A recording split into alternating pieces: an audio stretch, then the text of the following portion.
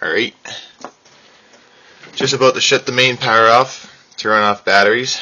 I ran them way down last night, down to just under 12 volts, and it's only 12 o'clock now, and I'm already up to 13.6, or I think that's 6. This stupid meter's failing on me. So going through my process of turning my power back on, or turning the solar power on.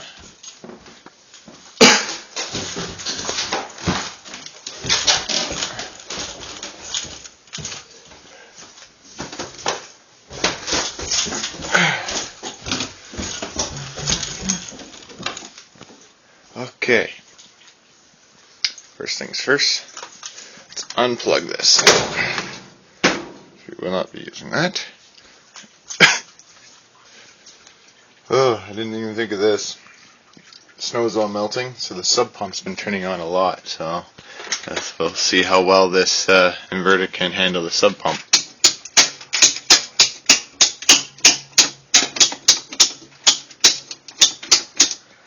Okay, main off. Gotta make sure that one is off. Alright, screw everything up on you. Okay, got my cord that I made.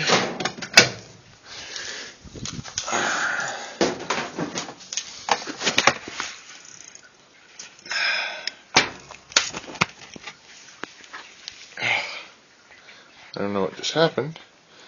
Someone funny with my camera. Okay, so now, that's my main breaker for solar now. Start turning lights on. There we go.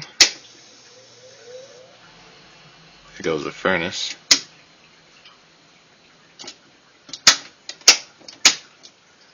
Okay, fridge. Which one's the fridge here? See if the fridge is going to kick everything out. I don't know. We'll find out. Because I have the freezer in.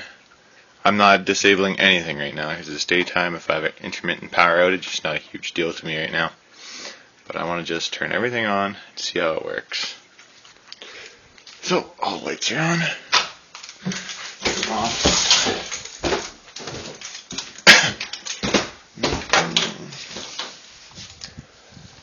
Okay. Yep, lights are on.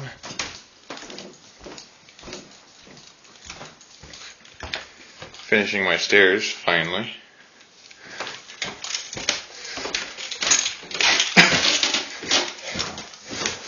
Let's see, where are we at power-wise? Oh, it's still at 13.3. Alright, cool.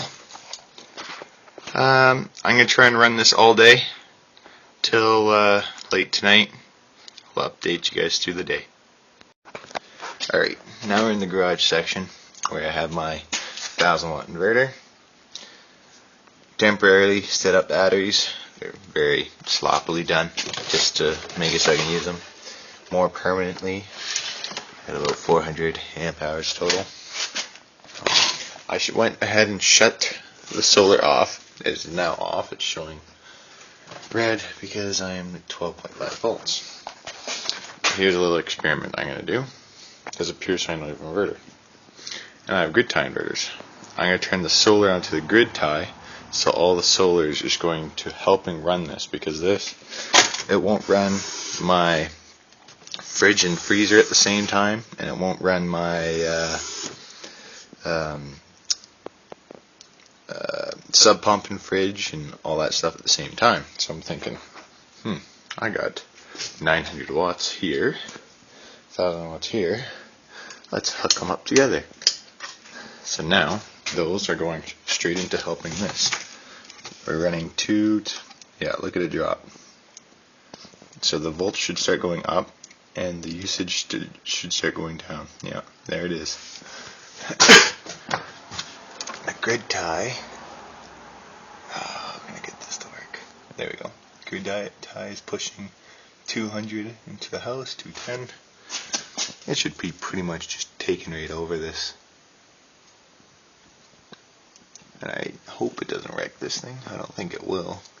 Let's see, I seem to be pulling nothing from the battery bank. Pushing 322 into the house. Let's take a look at the volts here.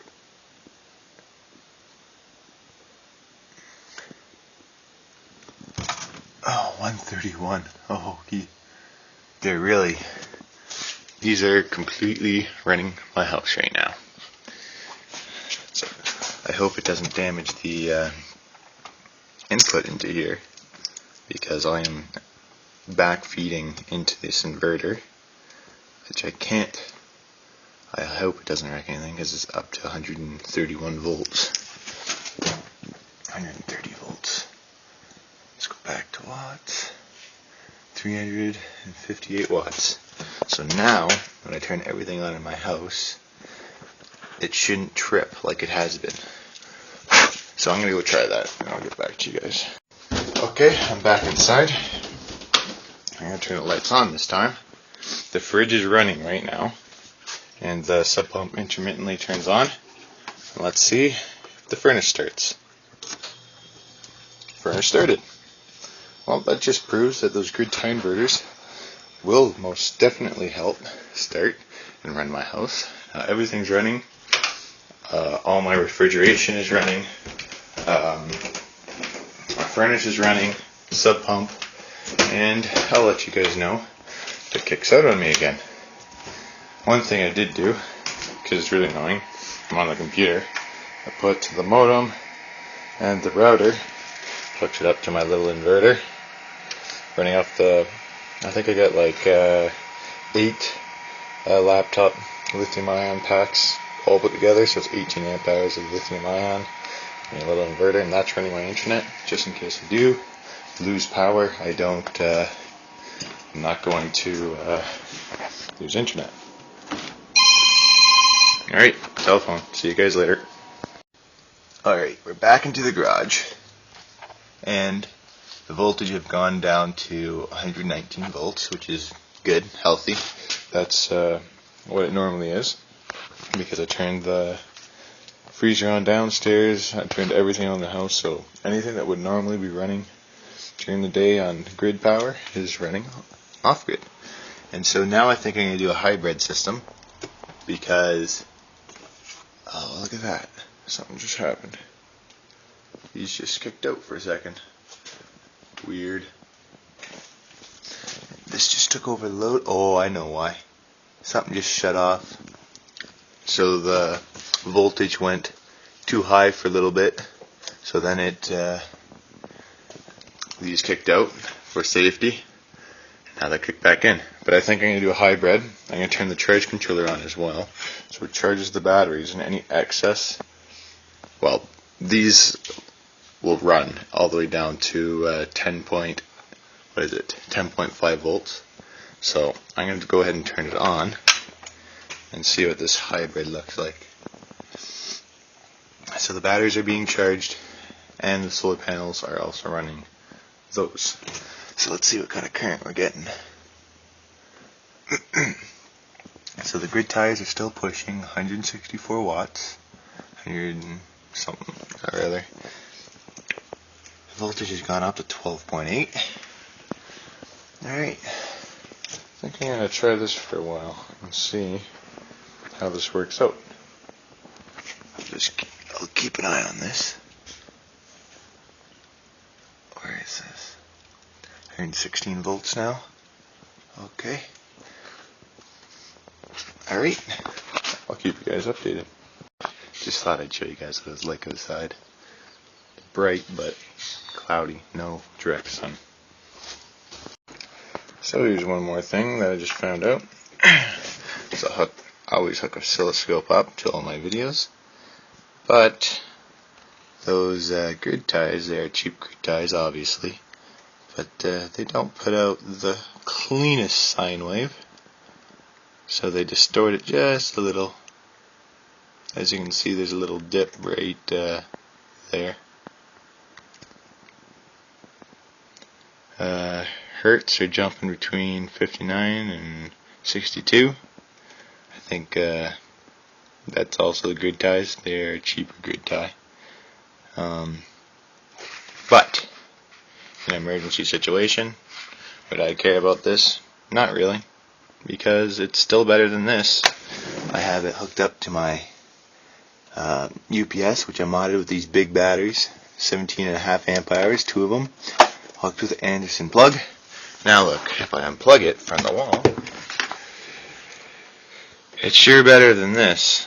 This is your modified sine wave coming out of this thing, and yeah, that's a modified sine wave. So even a dirty sine wave, it's not even that dirty, it's just a little bit dirty with those good ties involved. Usually the Eliminator puts out a really nice sine wave, but yeah, so I definitely think this is very usable, and I'm going to see how long this works for. So I decided to revert back to not running these because they did make the power a little bit dirtier. Plus, I don't have enough sun right now to make it worthwhile to run these in parallel with this inverter. So I'm just going to be running off this one again.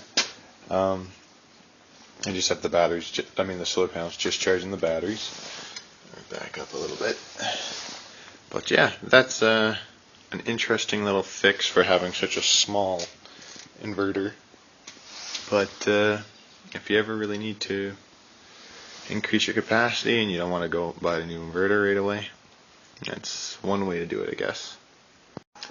And that is the sine wave of just the Eliminator 1000 watt by itself. Nice and clean. It actually looks better than the power coming from the house itself. And the furnace just turned on. Still looks good. So I've run the test for 2 hours. Right now it's running the furnace, my laptop, little other things in the house. But I think I'm going to stop the test here. I'm at 12.38 volts, just under 12.4 volts. Last night I drained it to just under 12 volts, and then I started this test at 12 o'clock, and it's been cloudy all day, so I started with it with about 50%, maybe 60% battery power. Still have quite a bit. I'm stopping the test just because I want to go plug all my refrigeration and everything in at the same time. It's a little bit annoying to have to go rotate stuff, and I really need timers for this to be able to run on a 1000 watt inverter. They need to be timed separately. And yeah, the furnace just shut off, it jumped up. But that's going to be the end of this test for today. Thanks for watching.